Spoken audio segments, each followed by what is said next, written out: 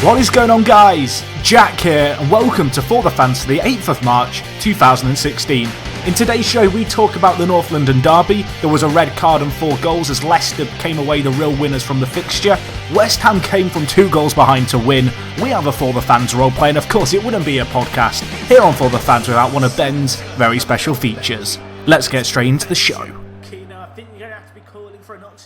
Hello there, listeners. Welcome back for the fan show. I was going to say week something. I've got absolutely no idea. Can we even guess? 20-something. 20-something. All right. 23. Week 20-something. We'll just say March 8th at the time of recording. Yes, it's me, Jack, and Callum. How are we, boys? Jack, firstly, how are you? I'm great. Good weekend for Liverpool. Yeah. Good win. Delighted to see West Ham going well, and the North London derby was a cracker. Can't complain. City got a good result as well, Kean. Did you enjoy that performance? What? City's performance. It's my mum's birthday today. Let's talk about that instead, not the Villa.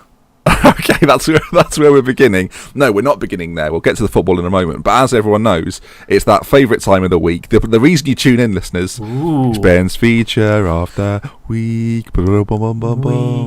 Right. Now, boys, as ever, you know nothing about the feature, do you? Confirm? No. Good. I would like you to tell what we're doing. It's manager based this week. We're going to go through previous. Well, I play Football Manager. Well done, nerd. We're going to go through. We're going to go through Premier League managers managers that were sacked, and I want you to tell me the man that replaced them. Oh, yes. I like this. See, I have an issue here. This is an ongoing problem I have in life, but I get timelines confused. Well, this is going to be great then. I can never tell you what all the stuff happens, just that it happened at some point. I'm so excited. I did A-level history. I don't know how that happened. That doesn't make your timelines better. But you have to know what order stuff came in, really, don't you? Oh yeah. It'd be a bit awkward if thought World War II came before World War One. Have you got do you have a calendar? You'd have to be Jack? an idiot to think that. Right, just get on with it. Okay, you've got 7 each. Who would like to go first? And whoever picks to go first, do so at your peril, because one might be easier than the other. I don't know at this point. You lead off, Jack. I'll go first. You lead off. Okay, Jack. In 2000, I'm going to give you the year. 2 points for each answer. There's a chance to steal, okay? Which gets you 1 point. Each answer? For each answer, 2 points. But obviously, the person stealing, I will give you the club if you wish. Oh, no, maybe you could do the club. No, okay. I've got to give you the club. Right. In 2009, was it 2009, 2010? We'll say 2009. Gary Megson was sacked as Bolton Wanderers manager. Who replaced him? 2009. That's post Allardyce. Good. His timeline's on point, people. Was it Mark? No, that's like saying the Tudors came after William the Conqueror. I'm going back to the drum roll. That was a different championship team that begins with a B. Okay. Bolton Wanderers. Who replaced Gary Megson? I can give you a clue, but I will take away a point. It'll only be for 1 point if you take a clue. Give me the clue. He left a fellow relegation rival, and then eventually Bolton did go down in the next year. I know this. Can I steal? He left a relegation rival. Can I steal? Okay, Woo. Callum, for a point. Wait. Steal. Jack, it's gone. Yeah, it's gone. You can steal. I don't know. Kean? I don't know. Owen Coyle. Correct. Owen Coyle is the correct answer. He had a 2-year spell at Bolton, and then I think he was shortly sacked afterwards. Owen Coyle, doesn't he manage in America now? I feel like he does. He's at Houston Dynamo, I think. Yeah, You know our friend of the show, Peter. I do know. Hopefully she doesn't listen. He went to Camp America with, and she was there. His daughter, Owen Coyle's daughter, was at Camp America, and apparently so not bothered about money. Camp America? She just left an iPad just at Camp America because she didn't give a shit, boys. Didn't give a shit.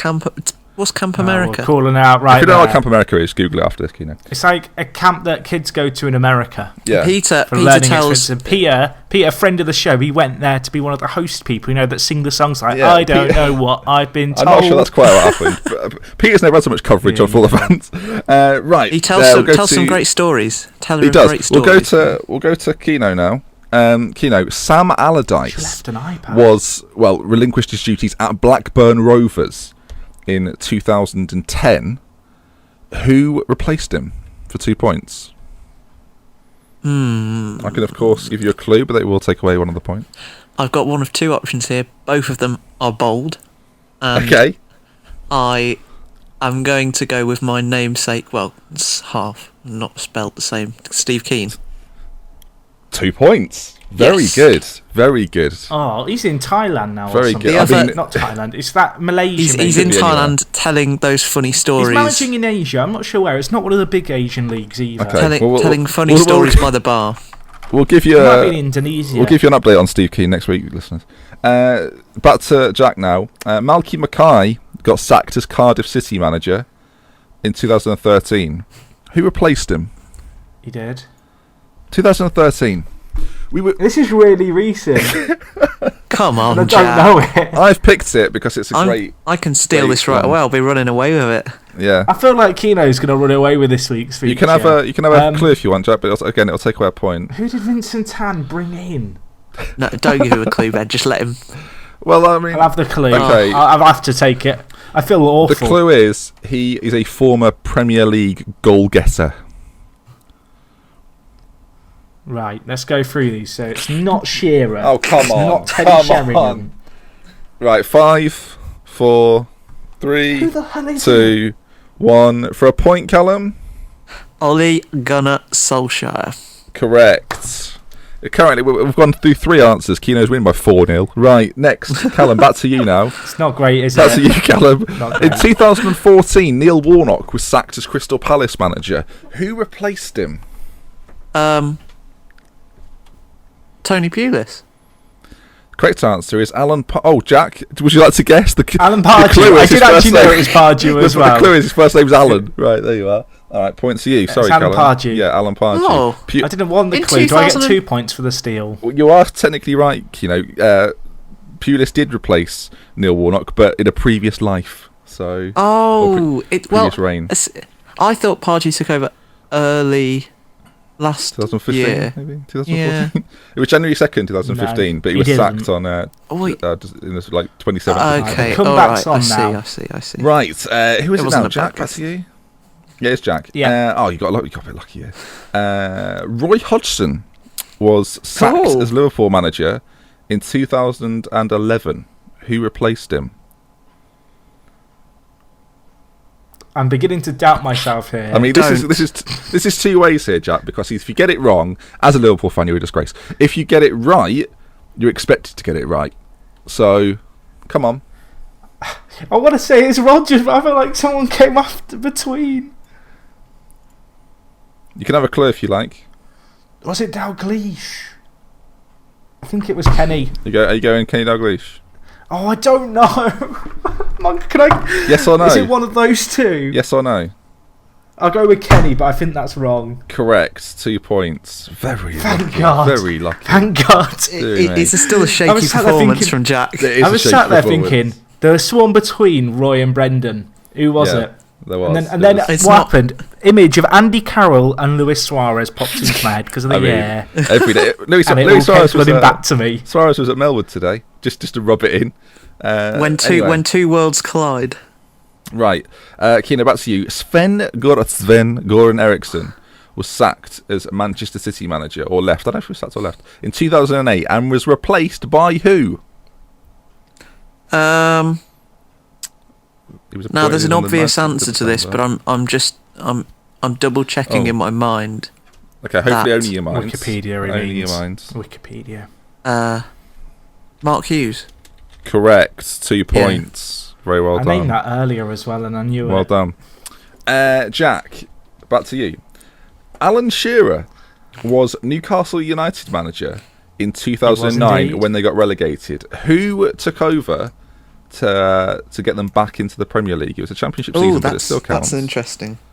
Who took over? So, Premier League podcast, Championship question. I mean, we're not exclusively Premier League. We're just football chat, mate. Right, so Houghton got sacked, and then Shearer came in. Who came next? Or was it? Houghton didn't come after. Or did he? I don't know, mate. It's up to you. I mean, I do know, but it's up to you. Oh, was it Sam Allardyce? Because did Nolan go there? No, that's not right. Or is that right? I think it's Sam Allardyce. Oh, Correct answer. it is. Can I steal? Kean for a point. Chris Houghton. Point. God damn it! I told you. No, the timeline. The timeline is the issue He wasn't here. lying about his timelines. They're not good. I should say, Steve Kean, by the way, Brunei national football team manager. Brunei. Yeah, there you go. Made it. Brunei, is it? Congrats. Whatever. Brunei. Venky's hooked him up after they sacked him. Keno, Steve Coppell was sacked as Reading manager. Oh no, he left. Oh. Yes, he left. I think in he 2008. left, yeah. In 2008 or 2009, actually, end of the 2009 season. Who took over from Steve Coppell at Reading? I think it was It was. notable egg Brian McDermott. I'm not sure. I think it was. Are you going with it, or do you want a clue? I mean, it's quite a while ago, so I'm just going to go with Brian McDermott. 2 points. Yes. And it is an unassailable lead right now. Jack's going to have to now in his second spell at yeah, Reading. of course. Jack, Nigel Adkins was sacked as Southampton manager. Who replaced? Pochettino. 2 points straight in there. Good grief. Well done to you. Back to Callum. That was recent Back to enough. Callum. Villa legend Martin O'Neill was sacked, or left or sacked as manager of Sunderland. I was going to. Yeah, it's all right. I was going to correct you about his leaving of the Villa, but yeah. Who replaced? Never question the feature. Who replaced Martin O'Neill? Sunderland.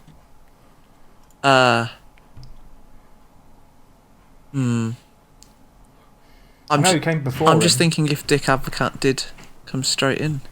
I feel like there was someone in between. 2013. Anyway, No, that's too early. Oh, I don't know. Sunderland. can I have a clue, of course? Yeah, go on. I'll take the 1 point if you give me the The clue is just a one word. It's a description of the manager in some respects. The word is maverick. Oh, Di Canio. Point. Well done. I'll take that. That's a good clue. That's fine by me. Thank you. I appreciate that, Jack. I mean, that gives him the answer. I knew what you meant. Almost as much as saying his name begins with... Brendan Rodgers, Jack, left Swansea City to join the temple that is Liverpool Football Club. Who replaced Brendan Gary Rodgers? Monk. Keno to steal? No, was it straight away Monk? No, Keno to no, I steal? didn't lock it in. You did lock it in. I didn't lock Keno to steal. I didn't. I'm ready. Jack, do you want to... Keno?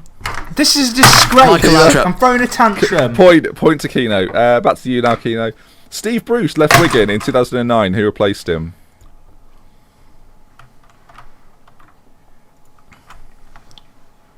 Keno's won, so I'm just going to say it. Hang on, Keno's thinking about it. Oh, sorry, I didn't know you said me. We must have cut No, out. no, you. Right, I'll steal then. Steve Bruce left Wigan. Who replaced him? 2009. Martinez. Correct. 2 points. He has got easy ones, folks. Look, this one's well easy. Mick McCarthy was sacked as Wolverhampton Wanderers manager in 2012. Who replaced him? Jack. Oh, it was the assistant. What's his name? I know That's this being from That's the area. that's a clue. That's a clue for It Keno. was. I know it. I've given him the clue. I'm like, what's his name? Do not Google this. It's not often you get many black managers in the Football League, so I feel like I should know his name. Yeah.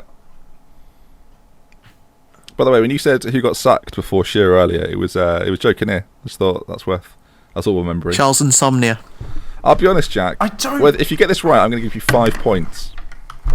Oh God, what is his name? That's a very difficult one, I will say. 5 points, Jack. 10. Oh, it's like You can have a clue if you like. no, You can have a clue. because I know I've got a who clue. it is. I've got a clue. You can have 3 points clue isn't gonna help 3 me. points if you take the clue. All right, I'm giving you the clue. No, the how clue many is do I need to win? the clue is How many do I need You're to not win? going to win. So I don't you're not know. going to win, mate. You're not going to win. You get 5 points with the clue. Ready?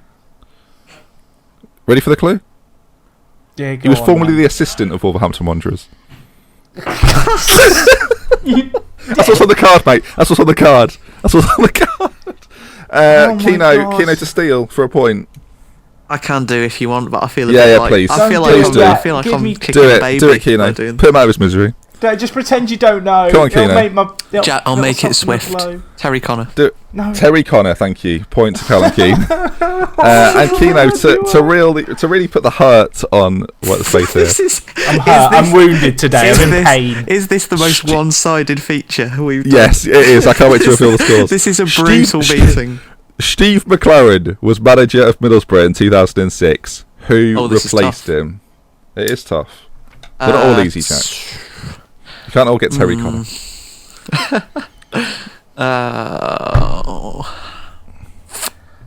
can have a clue if you like for a point. I have a name in my head, but I'm not certain, so I'm going to take the clue.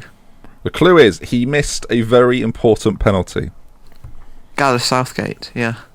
Point. Is that what you were going to say anyway? Yeah, but Right, let me just top up Jack's score. 1, 2, 3, 4, 5 points for Jack. I mean, that's a good score. There were 7 questions, 5 points.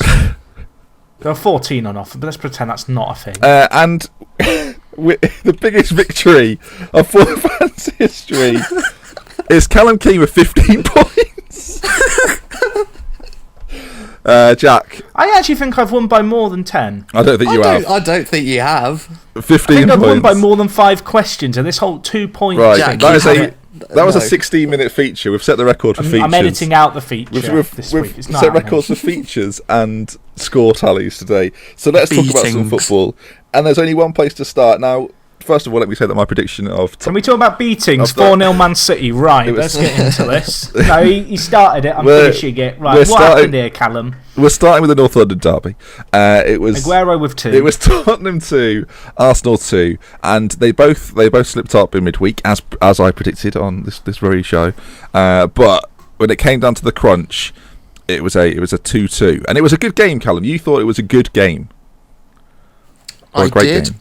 I think actually most North London derbies live up to the hype. I think it's one of the few derbies that regularly churn out like high scoring, often very even results. I can think of 3 or 4 just off the top of my head that have been good games.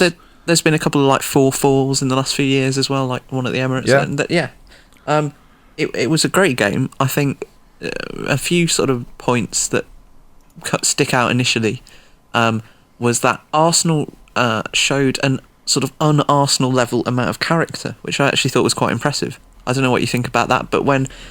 did they, or did Hugo Lloris just fail to make a routine save? Maybe, but you have to ask the question of the keeper to get that, and I think when Kean scored that fantastic goal, which we can talk about in a minute, when that goal went in, I think most people would have expected Spurs to go on and get 3 or 4, and most Arsenal fans would have absolutely bitten your hand off for a point.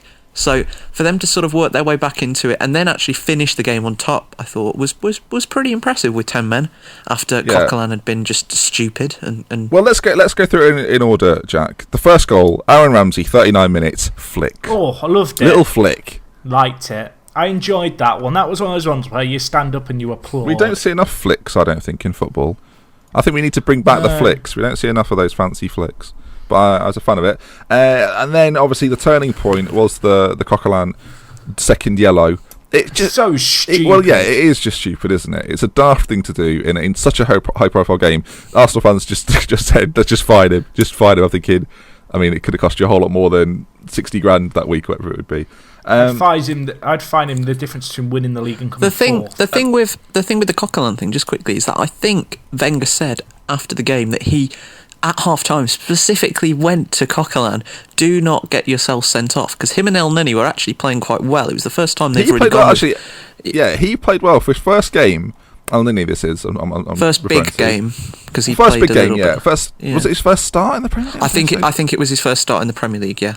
El Neni, it was an assured performance for someone that played that well. He eventually had to come off, because obviously Spurs got 2, and he came off for Giroud, who had a scintillating impact. But it did turn the game. Tottenham certainly got a lift from that. You could see in their performance, as soon as Coquelin was sent off, there is this, I don't know, watching it on TV, there seemed to be this sort of general consensus among the Spurs fans that this is ours now. This is like, we can win this. I actually think the fans were the big changing factor there. Yeah, I thought they were very nervous. The team initially. I think up until the Coquelin Red, I thought White Hart Lane seemed nervous. It didn't seem as confident as their team have been playing recently. It was almost like they knew how much they knew how much pressure was on that team, and it was. And I think because it's Arsenal as well, there was sort of this idea that they've got to support their team. It's a North London derby, but at the same time, there's that fear that they'll Spurs it up.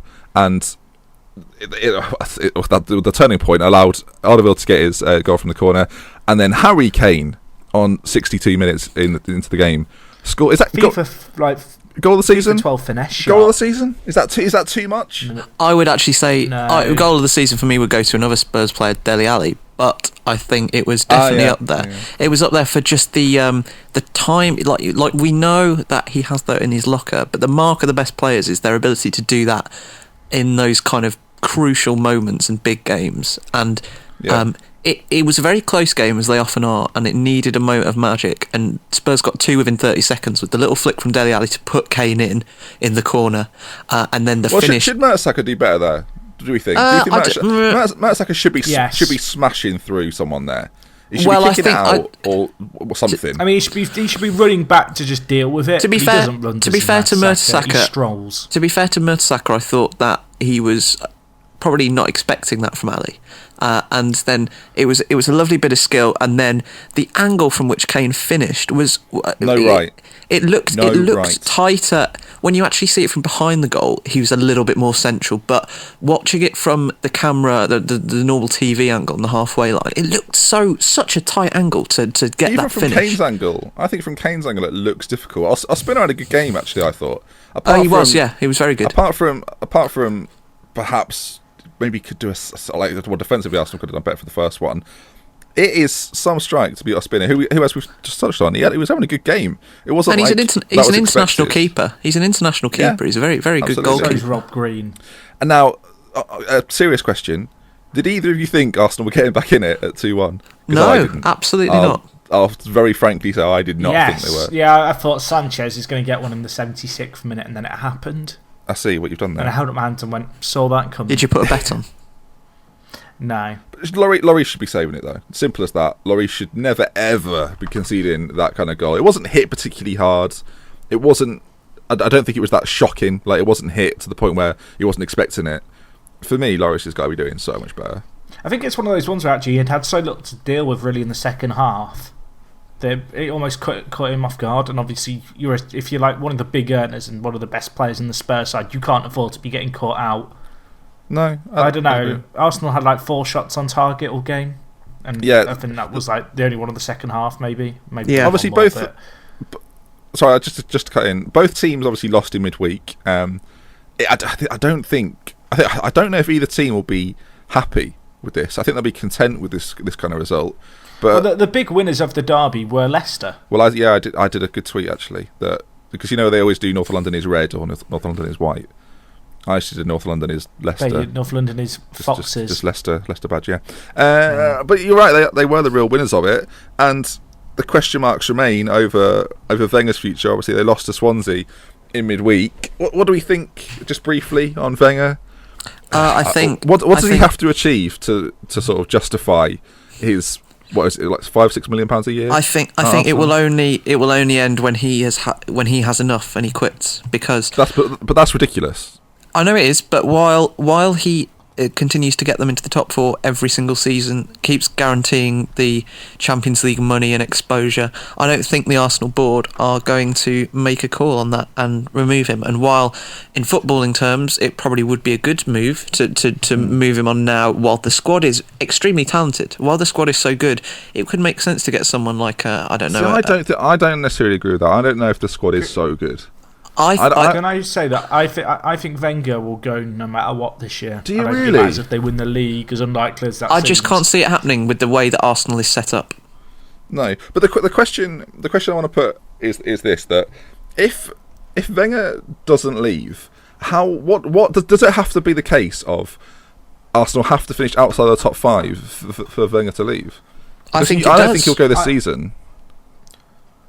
the reason I think he will go this year is because I think if they finish third, like you'll look at the table and you'll go, well, he should be winning the league considering where other bigger teams have finished. This is really Arsenal's season. Well, like if they were going to win a league, I think this was the year to try and do it. I think that is true, actually. Perhaps the most attainable in like the last 5 or 6 years, maybe even 7 years. Yeah. And he's blown it. And I think if he wins the league, he goes out the height. Especially if they finish behind Spurs, I think that is I think the rope is around his neck, and if Spurs finish above them, then he's jumping and he's gone. Well, let's look at it from a slightly different angle, Kino. That if you're the Arsenal board, right? You're kind of agreeing with me that you don't think he'll go because the board don't want to. And do you think that's affected by what's happened at Manchester United? Because you look at United, Fergie was there for 15, 20 years. 20 plus years, right? He was there for a long time. And obviously he's left, and I wouldn't say it's been turmoil since, but a 7th place might not get top 4 this year. They're currently lying in 6th. Do you think the Arsenal board are looking at that and going, we don't fancy that? And just to follow on, Jack, I'll let you think about this, and I'll need to pluck a name for me. If Wenger goes, who replaces Wenger? Who goes into Arsenal at this stage? But do you think the Manchester United effect is affecting the Arsenal board at the moment? I think it's a good question. I think really they're coming from a slightly different angle because obviously Wenger hasn't been there quite as long as Fergie has, but the effect is very similar. He also hasn't sort of created a dynasty of success in terms of trophies and league titles in the same way that Ferguson did. Wenger's only won 3 league titles in his 20 years at Arsenal, near enough. And if you think about it in that way, considering the players that he's had, and the sort of the relative strength of the league around him for many years, I think he arguably has underachieved. If you look back at his sort of Premiership, and while it's similar to Fergie in the sense that he's brought constant stability for 2 decades, I don't think they'd see it in the exact same way, because I think a good manager, a Diego Simeone or a Conte, or a Max Allegri even, I had Juventus on my mind, but any of those sort of young, talented managers could come into a team like that, and I think particularly this season, which is what puts this sort of underachieving into perspective, could come in, take that squad of players with a few additions and all the infrastructure that Arsenal have got, and potentially win the league. So I think they're looking at it from a slightly different angle. Give me the name, Jack. Yeah. Who's taking over? Simeone. Do you really? Simeone. But I'll be completely honest. I don't think that fits. I think if he's available and he wants to go, I know Allegri's been with Chelsea heavily. I think Simeone to Chelsea makes way more sense than Simeone at Arsenal. I agree with that. I think, but you may think I disagree, and the reason I disagree is because I think Atletico are actually a little bit like Arsenal in terms of. I don't agree with that. There's a lot of big spenders around them in the league that they're in, and yet they need to be able to compete with them. And he's the kind of guy who gets a lot of value for money. If you send him to Chelsea or something, I just worry. He's out of his comfort zone. Maybe, but I feel like the reason I said it, Jack, is because stylistically, I think Atletico are more like Chelsea than they are like Arsenal. They are. The thing is, I think Arsenal have been stuck under Wenger for so long that they need a new style. They need a fresh approach. Their squad isn't exactly dedicated to the style of football they play right now. At this point, they are quite malleable as a squad. I think that's actually a good point, because it may be, and if we're sort of looking at this from the Arsenal board's perspective, it may be that they do want to change a direction. They might. Atletico have one of the best defences in Europe. They've conceded about 13 goals in 28 games in the Liga this season. They are fantastic at the back, and that is what has been the foundation of their successes in the Liga for the past 4 years under Simeone. It may be. Can I say something controversial on that though? Would Simeone want to go to Arsenal? That's the thing. He might, if they could convince him that he might want to take another step. I don't think he's unrealistic. No, I don't think it's unrealistic, but I do think that if he's available, Arsenal wouldn't be the top of his list. And if there's a few jobs out there, say there's Chelsea out there, say hypothetically, say someone like PSG pops up, maybe a Bayern Munich pops up. Well, you say PSG, I think someone like Laurent Blanc could be a possibility for Arsenal. I think Wenger may see him as a successor. They might tend to maybe think that he could continue the Wenger kind of style if they like it. But if you really look at it, there are quite a small pool of managers, realistically, that would fit with Arsenal's vision, unless, as we say, they might want to change their direction and go for someone like Simeoni, who I think would bring success to Arsenal, but it wouldn't look the same as it has done for the past 20 years under Wenger. What about Redknapp? Redknapp? We having Redknapp, Jack? He'll always do a job. Arsenal fans have never had it so good, etc. Yeah. All right, well, maybe not Redknapp on that occasion. I can't. Should we move on? I can't stand Redknapp on BT when he pipes up, just talking absolute bollocks week in, week out. Honestly, Fletcher and Sav in the mornings, by the way, one of the worst bits of TV punditry you'll see all week. We're available, BT. Every week. I'm just saying now, I've tweeted BT before and said, look, if you're thinking of ditching this Savage fella, who I should say, by the way, Robbie Savage is not cut out for TV. Like he's okay. 606, phone in, fine. Get him on TV, I'll turn off TV. That's what goes on BT. So get your act together. We are available. Contact Callum Kean, who will deal with your inquiries. Shall we move on to another game? Well, quickly on Tottenham, actually. Again, they've not lost. Admittedly, they had a hiccup in midweek against West Ham, who just seemed to beat top teams. A concern on Spurs, like the very last thing before we move on, is that I think they looked quite tired in the last 20 minutes of this game. Pochettino has said this in press conferences, and he's also come out today and revealed how Dele Alli is basically playing on injections at the moment through a knee and ankle niggle. And that's a mistake. They've got at his age, yes it is, and they've got 2 difficult games coming up against Dortmund. You'd think the winner of that may go very deep, if not win. And then Villa, of course, afterwards. They're going to be run ragged by running, and but they've got those. They are running. I love that. The reason I say they are running is that Alan Shearer did a fucking 5-minute segment on Match of the Day about our lack of running against Man City. But, Well, to be fair, there was a lack of running. I watched it. Was it Bakuna in the middle? Who just did it? Yeah, it was. We'll get there. Spurs look tired. But you're right though. Tottenham got two tricky games at Dortmund. Then they play Villa in the middle, which is almost like a weekend off. And then at home to Bournemouth, who are in decent form, just got a good result against Newcastle.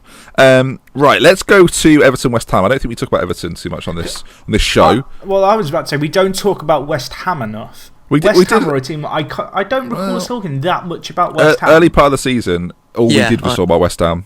Because me and Kean had our theory that they'll beat the top teams. Yeah. West Ham and Chelsea took up, I'd say, maybe 30% of our airtime from about August to December.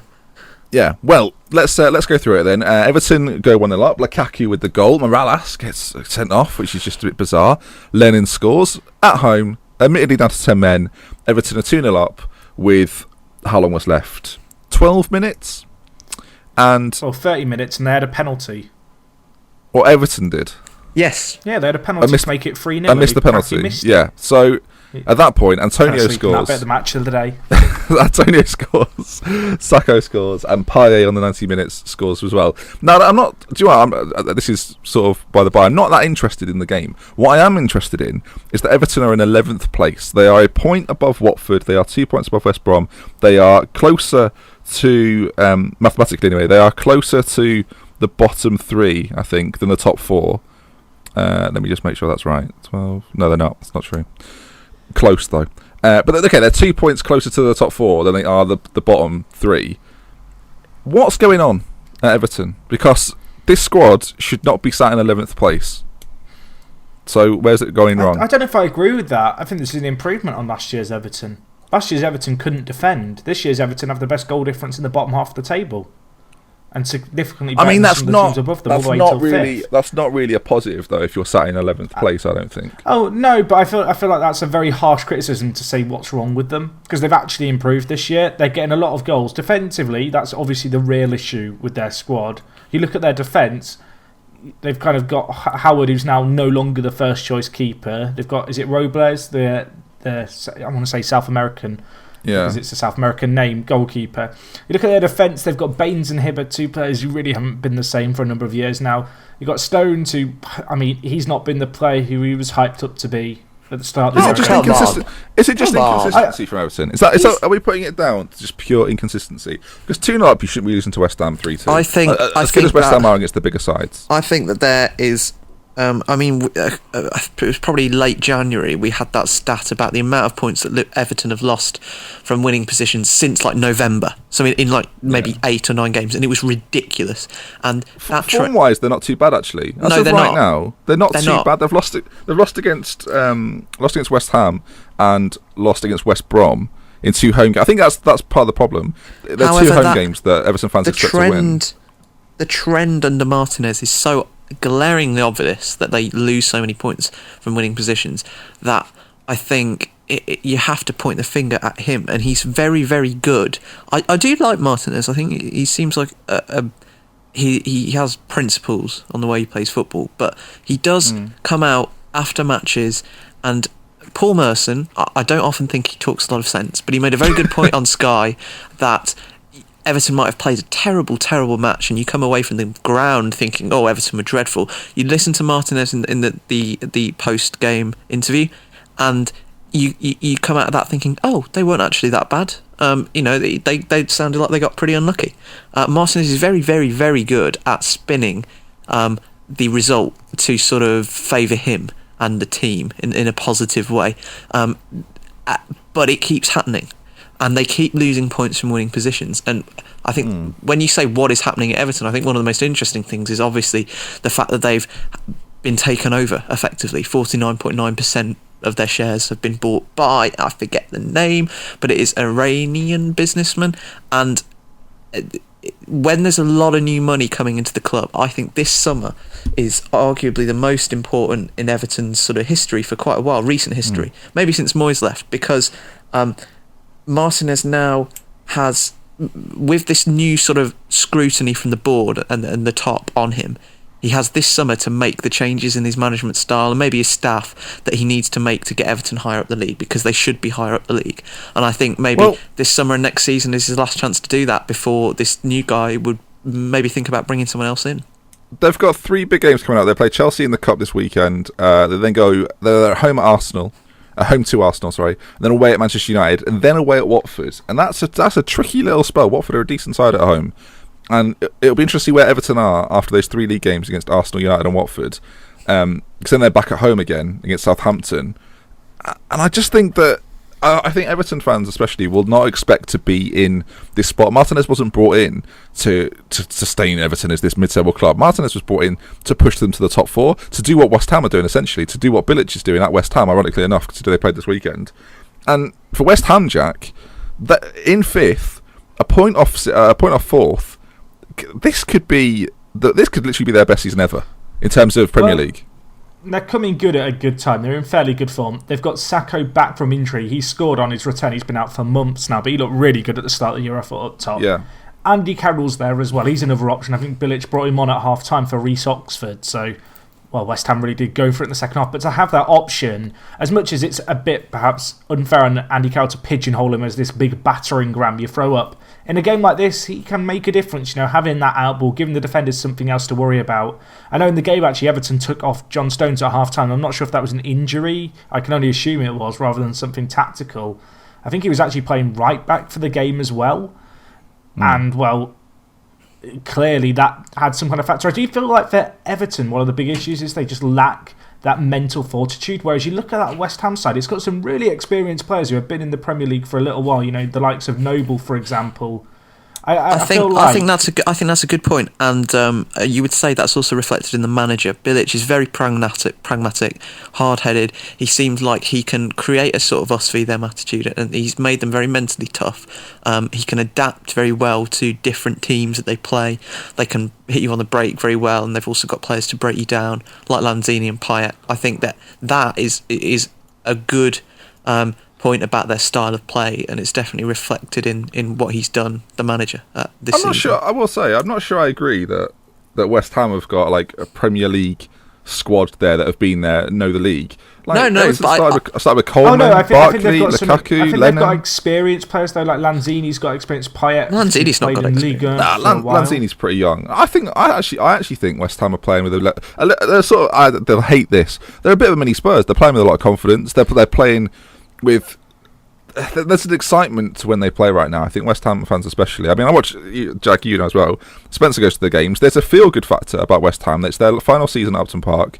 They want to go out with a bit of a bang. Well, and obviously moving into the Olympic Stadium, the chances are they're going to be in Europe next season.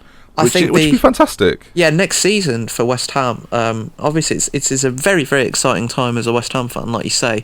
There's a possibility with them being in Europe, like you say, if Europa League, most probably, if not the Champions League, maybe if they could catch Arsenal, they could have a chance, in the same way that City have in the last 10 years, to move into that top bracket of English football, taking the place of someone like Everton or maybe the Villa in the past, maybe 2010. They could move into that sort of top bracket because they're going to have a bigger gate. They will be in Europe. Players like Payet have said that they will stay and see at least some of this project through.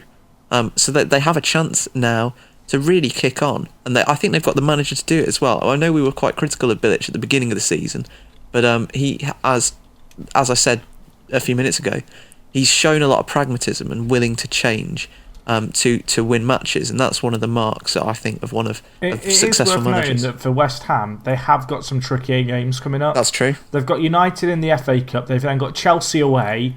Palace at home should be a given, really. Then they're at home to Arsenal. They've got Leicester away. They've also got a game against Manchester United at home that needs to be penciled in somewhere. I think that game's been postponed. I don't think it's been rearranged just yet. I think it might be the Sunday, Jack, just to clarify. I think it might well be the Sunday rather than the Saturday. Well, no.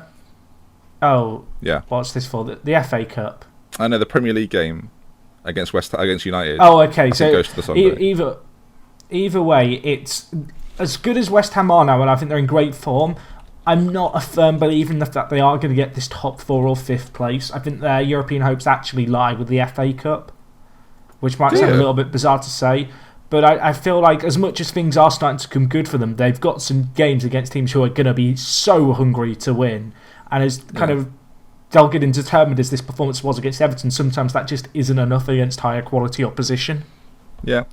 Should we move on to... I think we'll focus on 3 topics today. I think we've kind of focused on Everton, West Ham a little bit, and Tottenham, Arsenal. Yes? Can I go for a wee? I mean, we're keeping that in. But yeah, of course you can. Keep recording on. Be back in a minute. Callum Kean, everyone. Going to the toilet. Anyway. Be back. Jack, I want to talk about Steve McLaren. Yeah. He was sacked and then he wasn't sacked this morning as we record this on Tuesday. No one knows what to believe. It was Bournemouth 3. It was Newcastle 1. And Big Stevie McLaren is in a very uncomfortable position as of right now. Is it the 10 games to go, Jack? Should they be making the switch? Well, yes. And the reason I say this is because this weekend was such a big week. Well, just this week in football, I guess, really. This week, since we recorded the last show, has changed everything about the bottom half. There is essentially 4 teams, no, 3, because Villa aren't going to be fighting for safety. There are 3 teams fighting for 2 relegation spots. You've got Sunderland, Norwich, Newcastle. Yeah. I mean, Sunderland are doing okay. Jermaine Defoe is scoring goals for them from nowhere and seems to be, scraping them the point here and there, which is slowly getting them towards safety. Yeah. It's just... I hate to say it, I feel like Newcastle are fucked. Unless they change their manager. They've got a game in hand. I don't see that making a difference. Last year, I said at the end of the year, I was a bit disappointed with the teams who went down because I honestly thought Newcastle were one of the worst teams under John Carver I've ever seen in the Premier League, honestly. Right. And at the start of the year, they showed glimpses of a bit of quality, but in the last kind of 5 or 6 weeks, really, John Carver's Newcastle has returned, and it's atrocious to watch. It's boring. You're at home against a relegation rival, really, in Bournemouth, going into this game. If you win this game, you go 5 points behind Bournemouth, you drag them back down. You lose 3-1, and, well, there was just no hunger there and no desire. And then at the end of the game, he doesn't even seem upset or angry about the result. The fans are fuming. It's quite on Twitter, they know that this was a big chance. I'm back. Would you say? And you got Steve McLaren. Hi, Kean. Just kind of, he doesn't care. I'm back. I did wash my hands before you went. Good, thanks, Kean. We're talking about Steve. And Jack's made an impassioned plea there that Newcastle... Sack him, basically. Newcastle are in a spot of bother. They've got 10 games to go. Do they sack McLaren? We just had Jack's view there, Kean, which you've not heard, so you're not going to be influenced. What's your take on it? Some might argue that's the ideal position to be in. I would say that Newcastle are in a pretty similar position to us. No, they're not. They're better off. Literally not. Well, true. No. Let me explain. Well, I think that Steve McClaren is an incompetent manager. That's the first thing. The second thing is that they threw a lot of money in the summer, as we did, 40 million plus on a lot of new players, and I think that in the same way as our incompetent manager, Mr. Sherwood, could not make those players gel and get the best out of all those new, the new talent that was brought in, they've suffered for that all season. I don't think it matters if you make a change now. I think the boat has almost gone on making that change, and I guess they could have done it when we brought in Guard, but they weren't. They could still have gone the same way. I think that it just reflects the poor management at that club, which has been present for really pretty much since Ashley has been there. And there's not much you can really say other than that they might sack McClaren. It probably deserves to go because I don't rate him. I think he's too chummy. Can I say something? He's too chummy with the players, which is my problem. Okay. If they don't sack him before the Sunderland game in 2 weeks' time, they're down.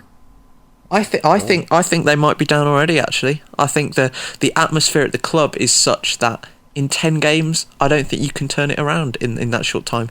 Now, they may go on a run and pick up maybe 2 or 3 wins, and that's the kind of all you need at this point to sort of get yourself to safety. But the signs don't look good long term with Newcastle. In the next 3 games, Newcastle play Sunderland and Norwich back to back. They play Leicester away, then they're at home to Sunderland, away at Norwich. And at that point, Norwich also play Sunderland in April. It's on the middle of April. We're going to, obviously, at that point, we're probably going to know. By the 16th of April, chances are, on the same day, actually, Newcastle are at home to Swansea, which is another big game, considering Swansea, if it goes badly for them, could well be pulled back in a little bit. It's a tough few weeks, and it's so important to start up this year. Sorry, Kino. It's so important to start up this year. And I honestly don't think McClaren will keep them up. I don't necessarily think they're gone, because if they win the game in hand, they're out of it, but they're out of the bottom 3 anyway. But he's got to go, right? I think Newcastle fans want him gone. Yeah, I think I've got a theory here. We're going to record this podcast. He's going to be sacked in the next 24 hours. Possibly. Might even be sacked when we finish recording. We might hit stop recording and he's sacked. It wouldn't surprise me at this point. It's quite possible. Something that struck me after watching, I think it was a show. It could have been Match of the Day 3, where it goes out on radio and TV, and they often get. Can't say I watched. They often get pros on. Well, I heard it at the weekend, and I can't remember who they had on, but it was 2 ex-QPR players, and they were talking about, obviously, when McClaren was a coach at QPR about 18 months ago, and this has been a criticism, or maybe one of the aspects of his management throughout his time, from Middlesbrough, England, onwards, that the best managers make players play for them, and they trust them, and the players love them, but they know when to sort of be a boss and not a friend. I don't think McClaren has got that line right. I think, and you see it in the way he comes out after games, I think he's always tried to be too chummy with the players, and I think that works as a coach. I don't think it works as a manager, particularly not in the situation that they're in right now, and really they do need a rocket up behind some of the players at Newcastle, because they are not trying, and the effort obviously isn't there, and the talent is, and that's the thing, the talent in the squad is there, but I don't think McClaren has ever really, if you look at his England spell as well, been able to get the most out of the talent that he's been given because of that reason. The only time you could argue is that he had a few years at Borough where he was okay. That was very he won the league. He won the league in the Eredivisie, so that was no sort of. It did, easy, but I would say in both those instances expectations were fairly low. He then, after winning in Holland, went on to coach Wolfsburg, slightly bigger club, that went badly, and that went very badly. I must admit though, at this job here, I don't feel like expectations were that high. Oh yeah, but the fans at Newcastle do expect a lot. I think they expect more than. Yeah. I think they expect an improvement on Carver, and they've not had that this year. No, they want to be in the situation. You look at the league; they want to be in the situation Watford are in. Mm-hmm. That's not aiming for the sky, is it? I'll put it this way, boys. It's more likely that McClaren is 12-1 with Sky Bet to go, to go. It's 7-1 for no manager to leave. So it's more likely that he'll leave than no manager leave to the end of the season. And then apart from that, Alex Neil, Van Gaal, guards are pretty close to Pardew as well. I bet on him not to be sacked. But the chances are that he's going to go. If he's that long odds, or that big a favourite to be gone, then you would suspect that you might even be right, Jack. He may well be gone by the time this goes up tomorrow. There's a good chance he'll be gone. And if they're going to get rid of him, like, what are they waiting for? What are they hoping is going to happen? They're not going to suddenly win 3 in a row. I dare say I may well have made it happen there, but they're not going to win 3 in a row. The strategy, really, if you're Mike Ashley, is to hope to potentially make a change now and hope that the new manager bounce gives you maybe 2 wins, 3 wins, and a couple of draws, and that's enough to keep you up. If there's a time to bounce, though, it's against Sunderland in 2 weeks. But okay. if you're gonna turn around your season around, that is the game you want to win. That is the difference. I dare say, whoever wins that derby stays up, because I don't think Norwich have enough about them at the moment. I agree with that. I think that's a very good shout. There'd probably be a draw. We talk about it with Arsenal, who goes in to replace Wenger, right? The McLaren situation's great, right? You should sack him if you can bring someone in who's going to do a better job. There's so many people who could come in. Yeah, there's a lot of people out there. Yeah, but hang on though, because we say that Rodgers is never taking it. Forget it. Don't even think about it. There's no chance Brendan Rodgers takes that job. David Moyes is hardly the man to inspire a team to start right now. His reputation is hurting. I think there's more chance. I think there's more chance that Rodgers/Moyes comes to a relegated Aston Villa actually than going to Newcastle right now. Well, genuinely, doesn't that speak volumes? Because Villa are down essentially. Mm-hmm. So the fact that you're saying that is ridiculous. Who would take that job? The favourites right now are indeed David Moyes. You think he's going to take it? Because I do not think he'll take it. Brendan Rodgers, no way. Rafa Benitez has been linked. You think he's going to go? Pearson, maybe. Sherwood, maybe. I wonder if one of them might come in as an advocate-esque signing, where he comes in and just goes to the end of the year. And it's not going to hurt their record if they go down, because they were already destined to go down, really. Well, in that case, Nigel Pearson would be the pick, wouldn't he? I agree with that. Because if Pearson's going to go in, he showed last season that when the going got tough, he kept Leicester up, and look at him now. But he's the only man on the list, right? So that's sort of the top 10 favourites: Moyes, Rodgers, Benitez, Pearson, Gourvenek. Do you know it's Jocelyn Gourvenek? No, enlighten me. I don't know his timeline. Sherwood, Redknapp, Lucien, a lot of French managers, and Steve Clark. Lucien Favre. Jocelyn Gourvenek is the bloody hell. He was at Remy Gard would be a good fit. I forget. Do you know what? I can't remember. He was a relatively well-known player, I think. But what we're kind of getting at here is that the 3 favourites for that job aren't taking it. Moyes, Rodgers and Benitez are not going in at Newcastle, not as it stands currently. Nigel Pearson is the only one, I think, on that list that would, 1, take it, and 2, be attainable for Newcastle. So, and in that point, Newcastle fans have got to say, well, do we want Pearson after McLaren? Because once you take Pearson, you might say after 10 games, if he keeps you up, you got him for next year. And is that what you want? Like, it's a very uncomfortable situation right now for Newcastle United, and I think something has to be done quickly. Otherwise, as Jack kind of points out, it's going to be too late, and the derby could be a big decider on that. Should we go to the champions elects quickly? The champions elects with Leicester, a win. Leicester 1, Watford 0. I should say, by the way, saying that, just before we carry on, 3-1 to Bournemouth, probably going to stay up now. Yeah, based on that result alone, probably going to stay up. What a fantastic season! I hope they do stay up. I think they will. Lovely little story, innit? Patronise Bournemouth. But no, delighted with them. Sorry, I know they've won 3-1 away there in a game that does probably keep them up. We've just talked about Newcastle, but they are kind of the story. Leicester 1 then, Watford 0. And Leicester, much like they did at Norwich, or against Norwich, have scored 1, and it's enough to keep the run going. Are Leicester champions for you, Jack, now? Is it done? Is it finished?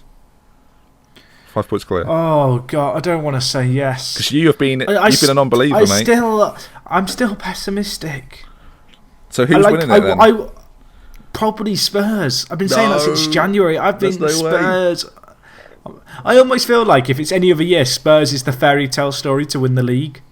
But because Leicester have come up out of nowhere, they're there. I would like to say, I think the big winner this week has actually been a Leicester fan. I don't know if you heard about this. He cashed out on his bet. He had a £50 bet on them to win the league. And I don't know what the odds were because I can't do maths, but he was set to win £250,000. And he cashed out for £72,000. So pretty decent cash out if you ask me. I would agree. This was prior to this weekend. Well, let's turn that into a feature. Kean, would you have cashed out for 72,000? This is great. It's like Deal or No Deal. Would you have cashed out? Actually, 250,000's in the box, isn't it, as well? In deal. Oh, this is great. This is fantastic. Yeah, it is. It is deal or no deal. Right. This is fantastic. You play Noel, Jack. Keno. I can't do a Noel. No, it's all right. Just Blobby. Just do. That's worse. You be Noel. Keno's our contestant. I will be the banker. Okay. Right. Got this. Ring. Oh, he's on the phone. One sec. Callum, you're doing quite well in this. Mr. What did you think of that round, Mr. Banker? I think another win there. They're looking good, aren't they? Tell him he's a lucky sod. We're a lucky sod. He says you're a lucky sod. The offer is £72,000. I've never heard you sound so angry, Mr. Right, let's put the phone down. Right. So, last round, he offered you 50,000. He's seen that Swansea result. He's seen Spurs slip up a little bit. He thinks your box right now is worth £72,000. Can I have a woo and a clap? Woo! Right, so obviously good improvement. There's 9 rounds left now. 9 boxes left on the table. Yours could have £250,000 in it. I'm going to ask you are you ready for the question? I am. Keno. Ring. Oh. He's back. The lights all dim down now. Right. Hello, Mr. Banker. Would you like to swap his league position with Spurs? Would you like to swap his league position with Spurs? I'll offer it to him. He's clearly a bit worried. You've got him a bit riled here. He's offering you the swap. I mean, do you want to take it? Deal. Right now, you can swap with Spurs. You want a deal? He wants to. This wasn't in the script. Has Keno seen Deal or No Deal? Can have you seen it? I don't think so. I will. Let's just Keno, say deal or no deal. I will say £72,000. Keno, deal or no deal. I will say I have seen Deal or No Deal. My internet decided to go at the worst possible time. So you just said deal. So I just said I'll take it. I'll take the money and run. Okay. I'll take £72,000, Keno. Are you taking it, or are you waiting and hoping to get that 250,000? Of course I am. That was a great role play. Thank you. I agree. That's some of your best work there, Jack. If you don't mind me saying so. Some of your best work. Can I say I had this interview with a Leicester fan. Of course, that is what this was in reference to, just to remind people. And he basically just in case said in case they just tuned in and they I was thinking more so if they forgot because timelines and that. But anyway, he said the reason he cashed out wasn't because he didn't think they'd win the league. It was literally because he couldn't enjoy them being at the top of the table. Every week his life was consumed by this worry of, are they still going to be top? Are they going to win? He wasn't wanting to win for his club. It was all about the money. So actually, I kind of like the idea of cashing out with 9 games left. So because you're never going to be able to, as a Leicester fan, you're never going to have this situation again. Realistically, you can't expect to, certainly. No. And so it's you want to enjoy while you're at the top of the table. I'm speaking as a Liverpool fan a few years ago who had a similar situation. I can't imagine being a Leicester fan and being in the same boat. It's ludicrous. Well, this time last year, Leicester were bottom. So how times change, right? They had 19 points. They had is that more than Villa? Oh God. Oh, it is. Keno. Sorry, Kean, you're not going to win the league. It'd have to be bigger than Leicester's. In a word, Jack, are Leicester winning the league? At this point, what are you thinking? Yes or no? My heart says yes, my head says no. So pick one of them. I'm going to go with my big toe and say Arsenal win it. Wow. Keno? My big toe doesn't have a brain to be. Keno, at this stage, Keno, who's winning the league?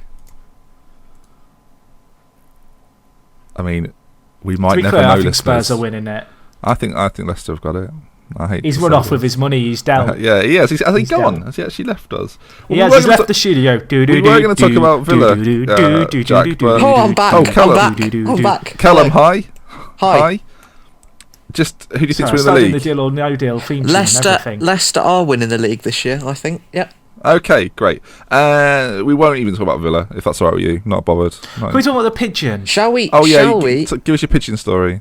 Oh yeah. So, I don't know if there's videos emerging about this. It's a breaking story from the weekend.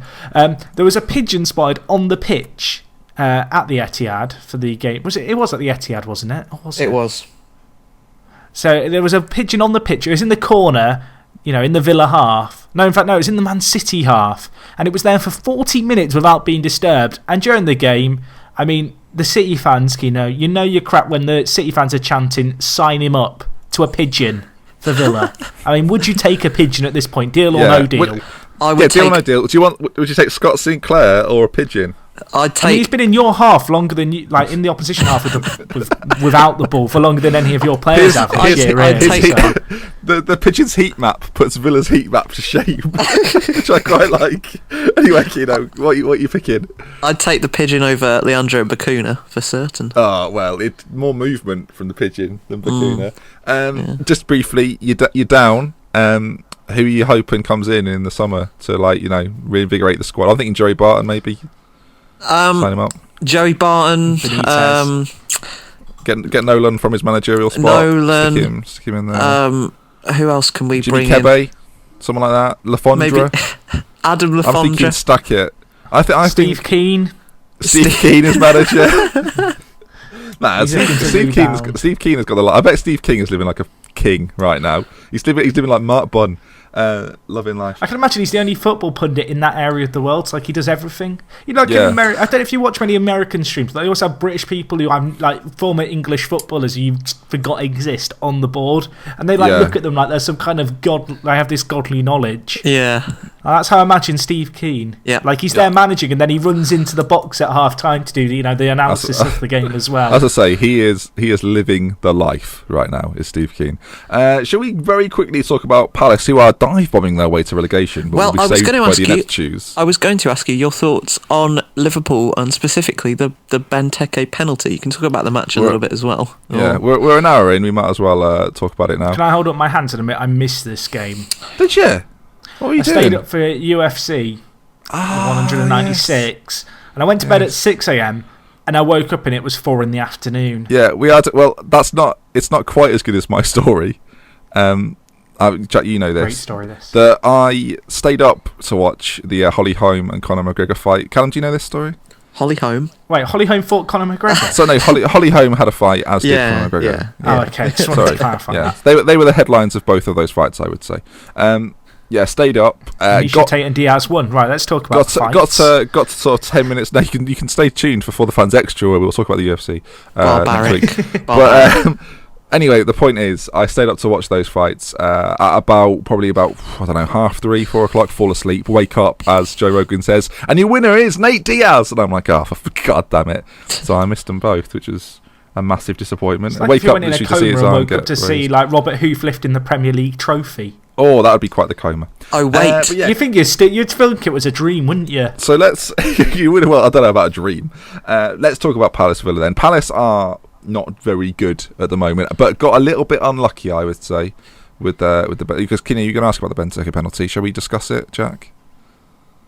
I tweeted out it's a disgrace because I saw it from one angle, then I saw it from another angle where it looked like there was contact and there was contact. Yeah. There was the thing is one of those ones where it's a penalty. It's a classic debatable Premier League penalty, isn't it? It's the classic example. There was definite contact, but as you say, it's the classic debate over whether the player has to go down under the contact or not, and whether that constitutes a penalty because it wasn't sort of an involuntary falling over. I think actually. Yeah. I think there's some merit to. I can't remember exactly who it was. When it was said that when you're running at that speed, the Benteke is running at, and this is the case for almost every one of these similar type of fouls. It doesn't take much, and you can probably try this. It doesn't take much to trip you over. It doesn't take a big touch. And there was definite contact there on his left leg from, was it Dan or Joel Ward? It was Dan. Yeah, it was my fantasy football team. It was Thank Dan. you, Scott. Yeah, and there was definite contact Sorry, there. what have you just said there? What, the person that did the foul? Yeah. It was Scott Dan, wasn't it? It was Delaney. It's a good job by me. I mean, they all look. I missed it. Didn't I? I was asleep. He did an emotional Instagram. He did an emotional Instagram post about the fact he didn't think he touched him. Which he did. My favourite piece did. of the fallout. My favourite piece in the fallout of all of this is the Change.org petition. Don't know if you've seen this. There's actually two Change.org petitions. There's actually two, Jack. Have you seen the second one? I have seen the second one. The first one, ban Christian Benteke and fine Liverpool FC 6 points. Currently got 2,477 supporters. I'm not going to lie, I saw this yesterday when it had 8 supporters and didn't think it was ever going to take off. I went back to see if it had 17 today. That's 2,000. I'm going to tweet it in case you want to sign it, because I'm sure the FA care about your signature. I just clarify now, I don't really want to sign it. But thoughts on the Liverpool performance, Ben? Well, hang on. Thoughts on the performance? I thought we took a very long time to get going, and then eventually we get a penalty. I thought we played okay, actually. Like, considering how we've done this season, it was nice to get a little bit of last minute luck. Yeah. I know we've scored a few late minute goals, but it did feel like we were on top in the game, especially in the second half. And the Benteke situation is so often, as we talk about, it's so often the case that there's always going to be two sides. There's going to be the side that think he's gone down too easy and hate diving, so they're always going to think that. It doesn't matter what the incident is, they're always going to think that. And then there's the side of sort of the biased fan that says, well, if he doesn't go down in that situation in the 90th minute for a penalty to win you the game, then what is he doing? Where's his commitment to the team? And I think that you're always going to have that sort of balance. I think he touches him enough to go down, whether the referee and the referee didn't give it, the assistant gave it. So part of me wants to say Kean now. I don't actually care because we won, and it's just nice to win. It's nice to win a football match. Just to come back on the petition, Jack. As a result of the Alan Pardew. As a result of the petition to... the idea that Alan Pardew set up the petition. No, obviously it's to ban... just to give me the title of the petition again, if you've got it in front of you. Ban Christian Benteke and fine Liverpool 6 points. Okay, well, there was... How many signatures has that got? 2,477. 2,400? Okay, there's a signature with 281 supporters, which is ban Alan Pardew and fine Crystal Palace FC 6 jackets.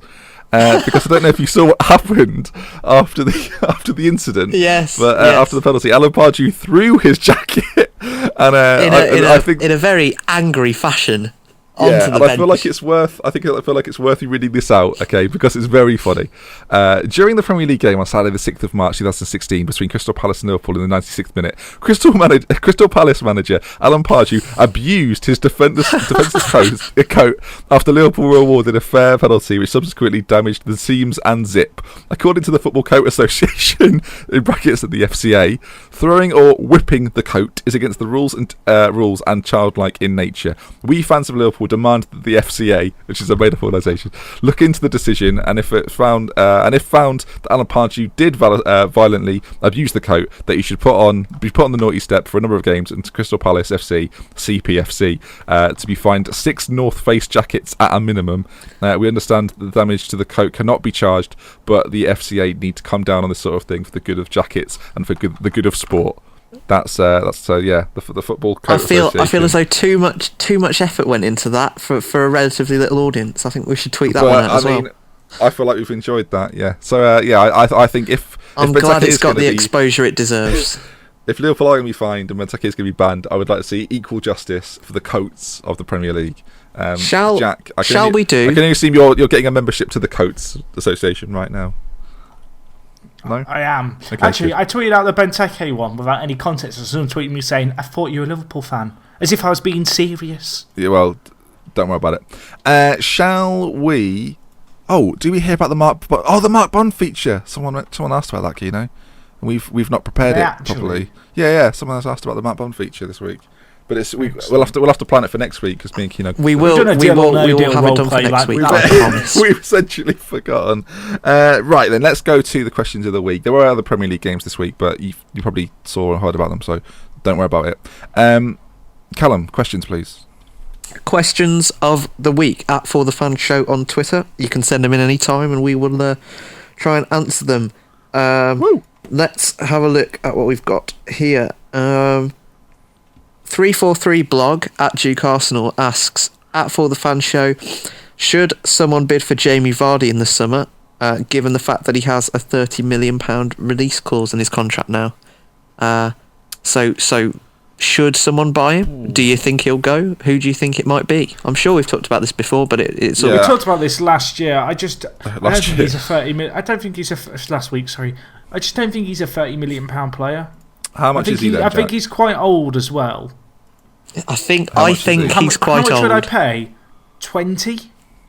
20? I think there's more proven Premier League players you could get for £20 million.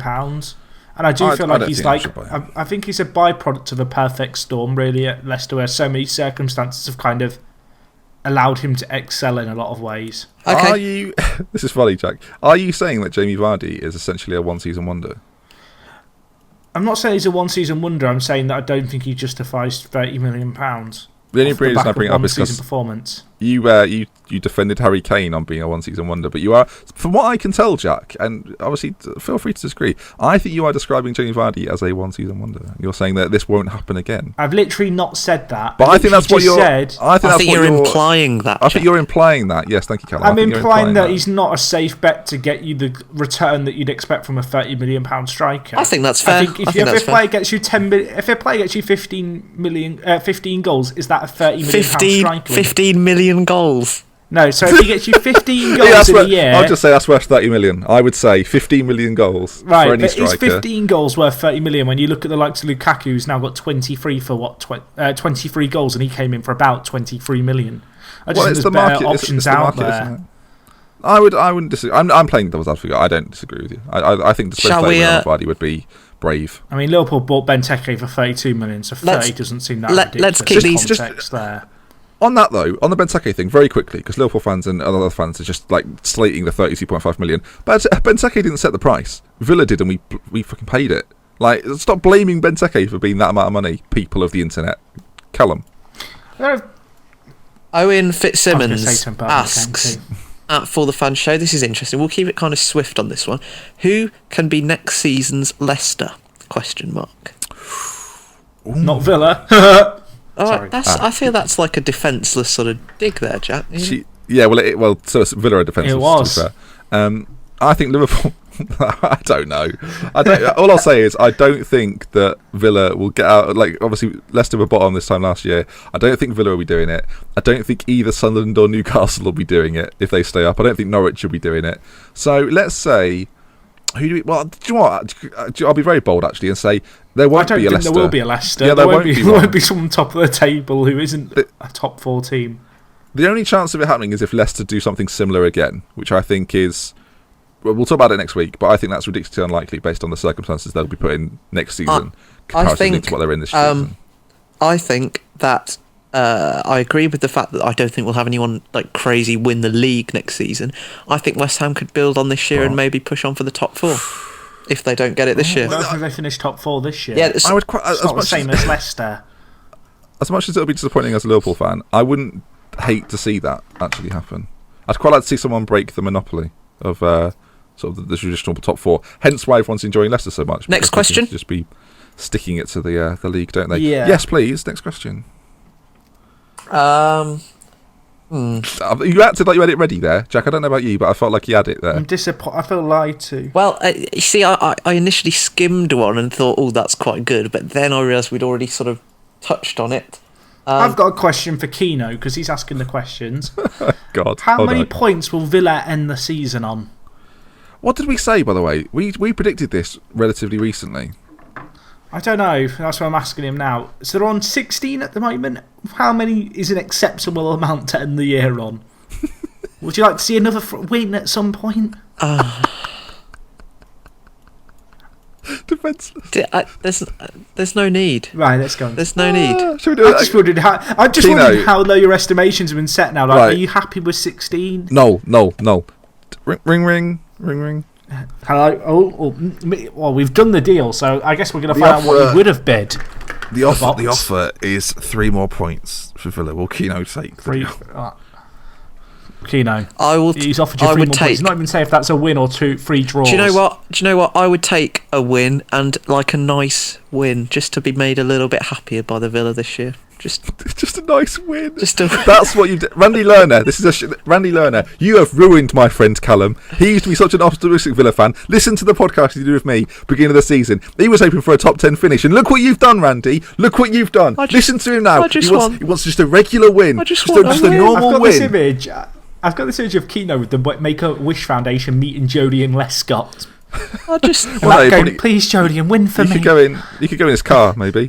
I have met Jodie and Les Scott. He was quite a nice guy. I thought you were about to be, I have been in his car, actually. I'm thinking, why have we not heard this story? What sort of phone did he have? I didn't see his phone, actually.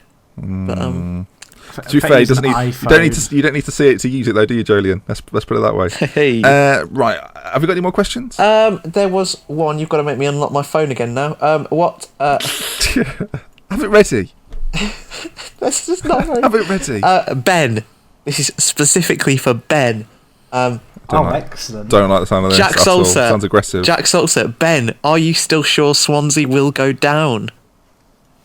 And I feel like I can't tell if this question is he a Swansea fan? I can't tell if this Is he a Swansea fan? I can't tell if this question is sort of a bit sarcastic. It could be like, "Oh, Ben, are you still sure Swansea will go down?" Or if it's sort of, "Ben, are you still sure Swansea will go down?" Well, the fact he's asked Ben specifically. Yeah. We said they'd stay up.